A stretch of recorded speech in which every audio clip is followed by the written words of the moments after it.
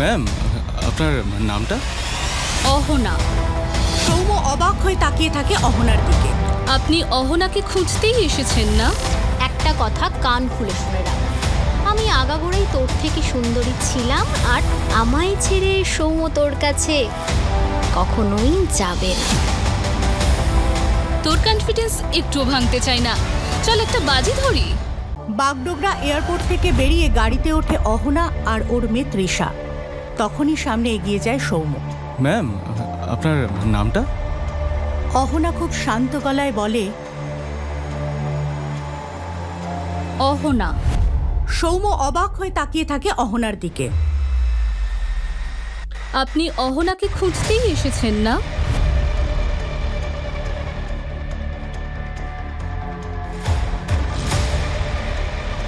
আরে, ওই মূর্তিকে তো আমি ট্যাক্সিতে পাঠিয়ে দেবো। এক কাজ করুন, আপনারা আমার সঙ্গে আমার গাড়িতে চলুন, আমি নামিয়ে দেবো আপনাদের। কোনো উত্তর না দিয়েই গাড়ি নিয়ে বেরিয়ে যায় অহনা। এদিকে সৌম্য ওর ড্রাইভারকে বলে, তাড়াতাড়ি গিয়ে এই ট্যাক্সিটাকে ফলো কর, গিয়ে দেখ ম্যাডাম কোন হোটেলে থাকছে।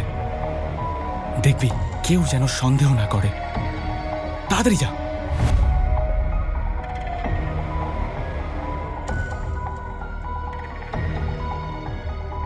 এক ঘন্টার মধ্যেই অহনার গাড়ি মেরিকের সব থেকে বড় হোটেল 5 স্টার রিজেন্সিতে ঢুকল। অহনাকে সৌম্যর যে ড্রাইভার ফলো করছিল তাকে হোটেলের গেটেই আটকে দিল সিকিউরিটি গার্ড।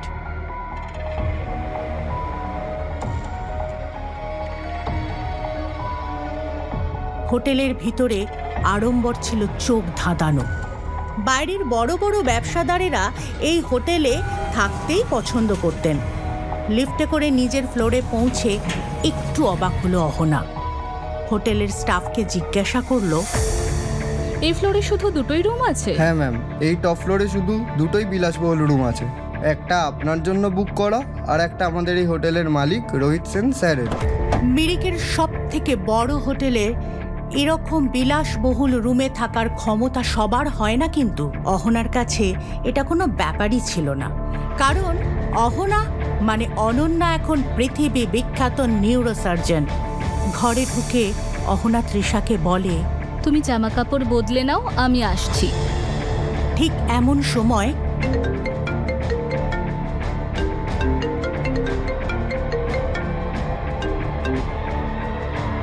হ্যালো। এটা কিরকম অসভ্যতা হও না? সৌম্য 2 ঘন্টা তোমার জন্য অপেক্ষা করেছে, তুমি আসোনি কেন? কোথায় আছো তুমি? আসছি। ইনি হলেন রমেশবাবু, অহনার বাবা। 6 বছর আগে রমেশবাবু অহনার সঙ্গে সব সম্পর্ক শেষ করে দেয়। এমনকি অহনার মেয়ে তৃষাকেও মেনে নেননি রমেশবাবু। এই 6 বছরে অহনার সঙ্গে কোনো রকম যোগাযোগও করার চেষ্টা করেননি উনি। কিন্তু আজ অহনাকে দিয়ে ডিভোর্স পেপারে সই করাবে বলে বারবার ফোন করছে ওকে। না, শুধু ডিভোর্স পেপারে সই না, আরও কিছু চাইছিল রমেশবাবু। কি সেটা? আবার কি কোনো নতুন চালে ফাঁসতে চলেছে অহনা? রুম থেকে বেরিয়ে যায় অহনা। এমন সময় আবার একটা ফোন আসে। এবার অহনার অ্যাসিস্ট্যান্ট শ্রেয়া। আশা করি আপনি ফ্লাইটে সাবধানে এসেছেন আর ঠিকঠাক ঘুমিয়েছেন। আচ্ছা, অনেক হয়েছে, এবার বলো, এমনি এমনি ফোন করেছো নাকি অন্য কিছু বলার আছে?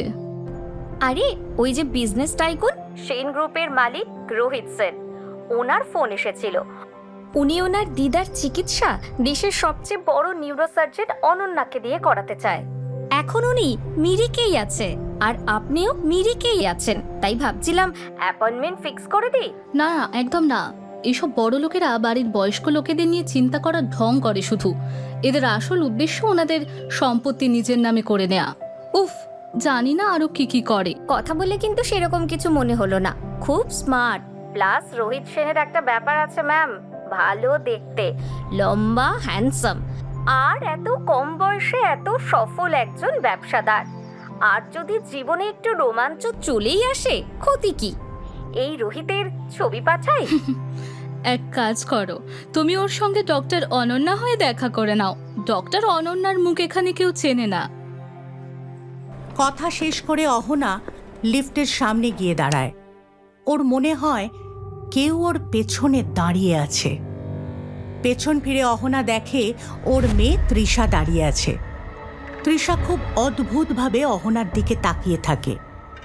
অহনা ভাবে ঘুম ভেঙে অহনাকে পাশে না দেখে হয়তো উঠে চলে এসেছে তৃষা। অহনা তৃষার কাছে এসে নিচু হয়ে বসে। আমি তাড়াতাড়ি চলে আসবো মাম্মা। এবার যাও, তুমি ঘরে গিয়ে তোমার পছন্দের ভিডিও গেম খেলো, ঠিক আছে? সোজা ঘরে যাবে, বাইরে বেরোবে না কিন্তু। মাম্মা লাভস ইউ আ লট বেটা। তাড়াহুড়োয় অহনা ভুলে যায় যে ও বেরোবার আগে নিজের হাতে রুমের দরজা বাইরে থেকে বন্ধ করেছিল। তারপরও তৃষা বাইরে এলো কিভাবে? এদিকে অহনা ওর নিজের বাড়িতে 6 বছর পর আসে। অহনার বোন অদ্রিজার জন্মদিনের পার্টি চলছিল সেখানে। অহনা লক্ষ্য করে মাটিতে পড়ে আছে একটা মেয়ে, আর তাকে নিয়ে হাসাহাসি করছে অদ্রিজা আর ওর বন্ধুরা। অহনা বুঝতে পারে এই মেয়েটা ওর পিসির মেয়ে প্রিয়া। অদ্রিজা বলে, পরের বছর মিস মিরিকে হব, আর তারপরে মিস ইন্ডিয়া। এরপরেও বলবি তোর অহনা দিদি আমার থেকে বেশি সুন্দরী? হ্যাঁ, অহনাদি সবার চেয়ে বেশি সুন্দরী। প্রিয়ার হাত থেকে অহনার ছবিটা কেড়ে নিয়ে অদ্রিজা বলে, আচ্ছা, তাহলে একটা কাজ করি, ভোট করি, দেখি এই মুটকি আর আমার মধ্যে কে জেতে। এটা বলে অদ্রিজা ওর বন্ধুর কাছ থেকে একটা লাইটার নেয় আর হাতে থাকা অহনার ছবিটা পুড়িয়ে দেয়। দূরে দাঁড়িয়ে অহনা এই সবটা দেখে। এরপর হাতে থাকা জুসের গ্লাসে অহনার জ্বলতে থাকা ছবিটা চুবিয়ে দেয় অদ্রিজা আর বলে, তাহলে গাইস, আমি কতগুলো ভোট পেলাম? অদ্রিজা, অদ্রিজা, অদ্রিজা, অদ্রিজা, অদ্রিজা, অদ্রিজা, অদ্রিজা। বেচারি প্রিয়া, সব ভোট তো আমিই পেয়ে গেলাম। তাহলে হেরেই যখন গেছিস, তার শাস্তি তো পেতেই হবে। এই যে গ্লাসটা, যেটাই আমি তোর প্রিয় মোটা অহনা দিদির ছবিটা পুড়িয়ে চুবিয়েছি, এই জুসটা তুই খাবি। অদ্রিজা জোর করে প্রিয়াকে জুসটা খাওয়াতে যায়।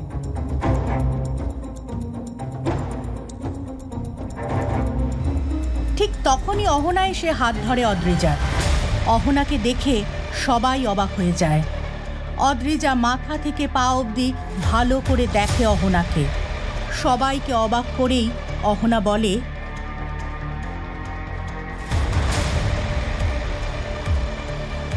হার জিতের পরিণাম তো খেলা শেষ হওয়ার পরে হয়, আর খেলা তো এখনো শেষ হয়নি অদ্রিজা।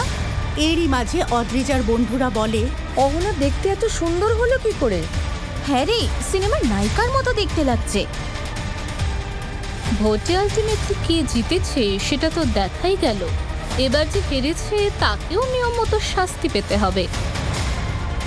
এই নে অদ্রিজা, খেয়ে নে, খা। অদ্রিজা এক ধাক্কায় গ্লাসটা ছুঁড়ে ফেলে দেয়, আর সেই আওয়াজে অহনার বাবা রমেশবাবু আর অহনার সৎ মা সেখানে এসে হাজির হয়। আর তখনই অদ্রিজা কেঁদে ওঠে। মা, দেখো না, অহনা আমার জন্মদিনের পার্টিটা খারাপ করতে চায়। এতদিন পর ওকে দেখে আমি তো শুধু ওকে এটুকু জিজ্ঞেস করেছিলাম যে তুই এত রোগা হলি কিভাবে। তার জবাবে ও আমাকে অপমান করে, আবার বলে তোর কোনো যোগ্যতাই নেই আমার সঙ্গে কথা বলার। তারপর ওই গ্লাসটা থেকে জুস ছুঁড়ে আমাকে। জানো বাবা, ও একটুও বদলায়নি, সবার সামনে আমায় অপমান করলো বাবা। এসব শুনেই রমেশবাবু বললেন, এসব কি কথা হো না?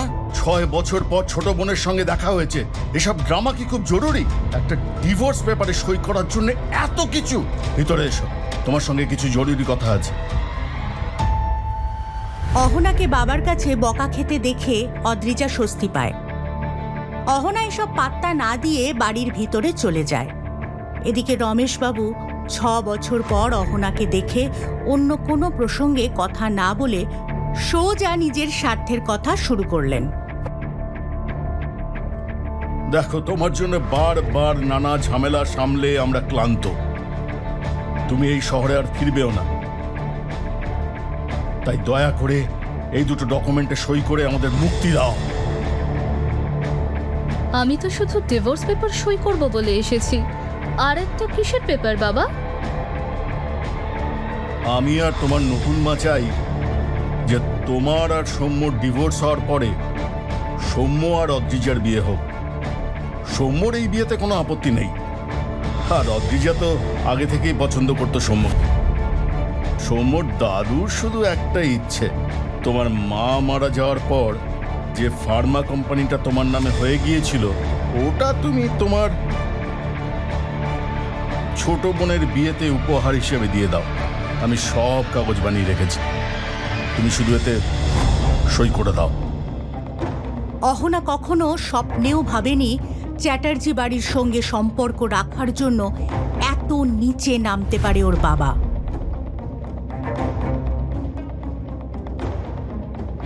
সামনে রাখা টেবিল থেকে ডিভোর্সের পেপারটা হাতে তুলে নেয় অহনা।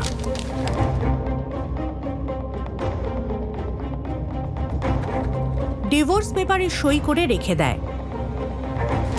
এরপর ফার্মা কোম্পানির পেপারটা হাতে তুলে নেয় ও।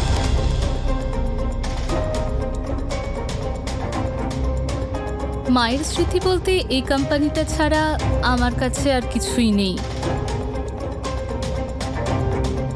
সরি, এই কোম্পানি আমি কাউকে দেব না। এবার অহনার সৎমা বলে ওঠে, বিয়ের আগেই তোমার বাচ্চা হয়েছে, এই অপবাদের পর তোমার বোনের বিয়ে হওয়া সহজ না। পুরনো ধুঁকতে থাকা একটা কোম্পানি দিয়ে দিলেই বিয়েটা হয়ে যায়। ওই কোম্পানি তোমার কি কাজে লাগছে শুনি? এমন সময় অদ্রিজা ঘরে আসে আর অহনাকে বলে, তোর কি মনে হয় তুই কোম্পানি আমার নামে না করলে সৌম্য আমাকে বিয়ে করবে না? ভুল ভাবছিস তুই। সৌম্য আমায় বিয়ে করতে চায় কারণ ও আমায় পছন্দ করে, তোর কোম্পানির জন্য নয়।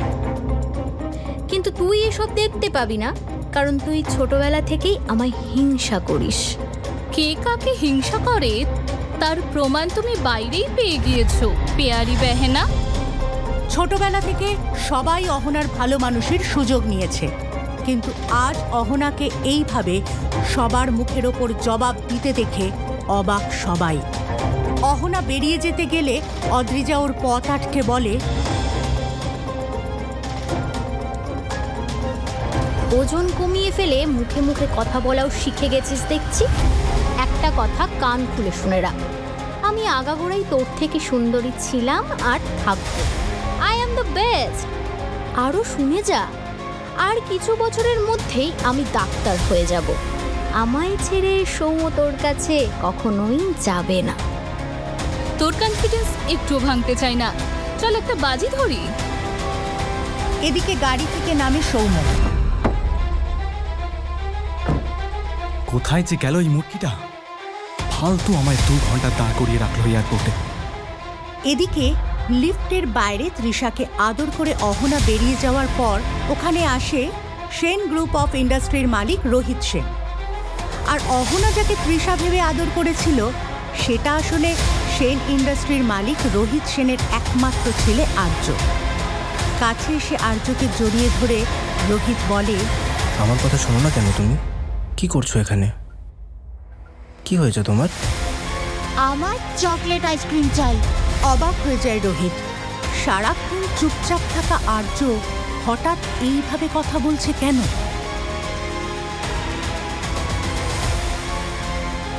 আর আর্যর গালে লিপস্টিকের দাগই বা এলো কোথা থেকে?